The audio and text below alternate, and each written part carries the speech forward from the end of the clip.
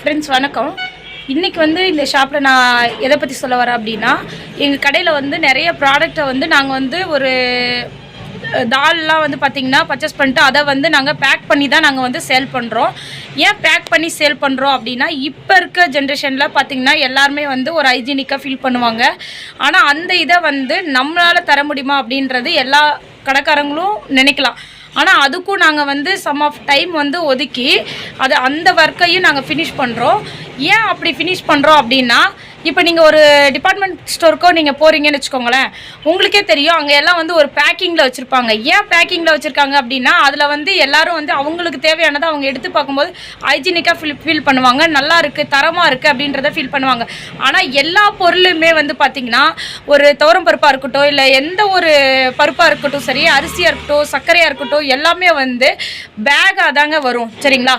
30 kg bag, 26 kg bag, இல்லை 50 kg bag அப்படின்ற மாதிரி பேக்கில் தான் கொடுப்பாங்க. சரிங்களா? ஹோல்சேலில் அந்த பேக்கை வாங்கிட்டு வந்து அதை வந்து பிரித்து அதை வந்து பேக் பண்ணி தான் அவங்க வந்து டிஸ்பிளே பண்ணுறாங்க. இதே ப்ரொசீஜர் தான் அவங்க பண்ணுறாங்க.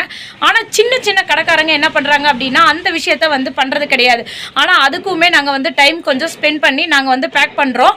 அதை எந்த மாதிரி பேக் பண்ணுறோம், ஏன்னா இப்போ வந்து பார்த்திங்கன்னா இன்றைக்கி எங்களோட ஐட்டம்லாம் கொஞ்சம் காலியாக இருக்குது. அந்த பிளேஸில் உங்களுக்கு நான் காட்டுறேன். அதை காட்டிட்டு ரிட்டன் வந்து உங்களுக்கு எப்படி இருக்குது, அதை வந்து நாங்கள் எப்படி பேக் பண்ணுறோம், எந்த மாதிரி பேக் பண்ணுறோன்றதையும் நான் சொல்கிறேன். சரிங்களா?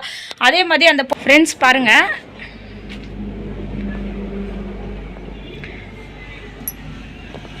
இப்போ பார்த்தீங்கன்னா தெரியும், இந்த இடம்லாம் வந்து நான் போட்டு வச்சுருக்கேன் பாருங்கள்.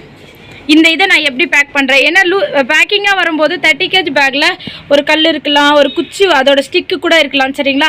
பட் அதையும் நான் வந்து கொஞ்சம் செக் பண்ணி தான் நல்லாவே பேக் பண்ணுறேன். இது வந்து எங்களுக்கு எப்படி இருக்குது அப்படின்னா, இந்த மாதிரி பேக் பண்ணி நான் ரீட்டைல் சேல் பண்ணும்போது அந்த ப்ராடக்டை வந்து நான் சீக்கிரமாக ஒரு கஸ்டமர்ஸ் வந்து ஒரு 4 பேர் இருக்காங்க அப்படின்னா, அந்த கஸ்டமருக்கு நான் உடனே வந்து சர்வீஸ் பண்ணுறதுக்கு ஈஸியாக இருக்குது. அந்த ஒரு பர்பஸ்க்காகவும் நான் வந்து எங்கள் ஷாப்பில் வந்து இதை கடைப்பிடிச்சிருக்கேன். உங்களுக்கே தெரிஞ்சிருக்கும், எல்லாமே வந்து பார்த்திங்கன்னா ஐட்டம்லாம் காலி ஆகிடுச்சு. அதை நான் வாங்கி வச்சுருக்கேன். எந்த மாதிரி டிஸ்பிளே பண்ணிவிட்டு அந்த டிஸ்பிளேவை உங்களுக்கு நான் திருப்பி ரிட்டன் நான் உங்களுக்கு எடுத்து நான் உங்களுக்கு அப்லோட் பண்ணுறேன். அப்போ பார்த்தீங்கன்னா அதோட ப்ராடக்ட் வந்து ஃபுல்லாக இருந்த மாதிரி இருக்கும். அந்த ஃபுல்லாக இருந்துச்சு அப்படின்னா வெளியே இருந்து பார்க்கும்போது கஸ்டமர் வந்து லைக் பண்ணுவாங்க. என்ன ப்ராடக்ட் இருக்குன்றது தெரிஞ்சு அவங்களே வந்து கேட்டு வாங்கிட்டு போவாங்க. சரிங்களா? இந்த மாதிரி நீங்கள் வந்து இப்போ பாருங்கள், நாங்கள் வந்து இதெல்லாமே நாங்கள் க்ளீன் பண்ணி நீட்டாக வந்து பேக் பண்ணியிருக்கோம். இந்த கவர் வந்து விற்கிது பஜாரில். இந்த மாதிரி நீங்கள் பேக் பண்ணிவிட்டு பாருங்கள், இந்த மிஷினில் வந்து நம்ம சீல் பண்ணிவிட்டு, அதுக்கப்புறம் வந்து இப்போ பவர் இல்லாதனால நான் சீல் பண்ணாமல் இருக்கிறேன்.